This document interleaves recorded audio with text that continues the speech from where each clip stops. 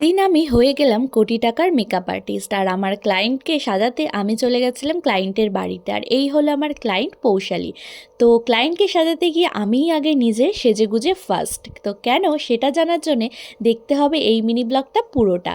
তো যারা আমার ইনস্টাগ্রামে ফলো করো তারা জানতেই পেরে গেছো যে আমি কেন সেজেছিলাম। সেদিনকে আমরা ক্রিয়েট করেছিলাম সরস্বতী পুজোর লুক, যেই লুকগুলো আমি অলরেডি শেয়ার করে দিয়েছি ইনস্টাগ্রামে। যারা দেখতে চাও আমার Instagram channel Joya life's Joya গিয়ে দেখতে পারো। তো চলো এবার বলি কেন আমি হয়ে গেছিলাম মেকআপ আর্টিস্ট। সেদিন ছিল পৌশালীর একটা বিয়েবাড়ির ইনভিটেশন, আর তার জন্যই ও আমাকে বলেছিল যে আমাকে একটু সাজিয়ে দিস, তো তাই আমি ওকে সাজিয়ে দিয়েছিলাম। আর তার জন্যই আমি আজকে হয়ে গেছিলাম কোটি টাকার মেকআপ আর্টিস্ট। তো তোমরা যদি কেউ আমার কাছে সাজতে চাও অবশ্যই কমেন্ট করে জানিও। চলো, তারপর দেখো আমি বাজার করে বাড়ি চলে এসেছি, একটু রান্না করছিলাম, তারপর খেয়ে দিয়ে একদম স্কিন কেয়ার করে ঘুমিয়ে পড়ি। আর হ্যাঁ, পৌশালীকে কেমন সাজালাম সেটা দেখো লাস্টে ফটো শেয়ার করলাম। তো ওকে কেমন সাজালাম কমেন্ট করে জানিও। চলো আজকের মতন বাই।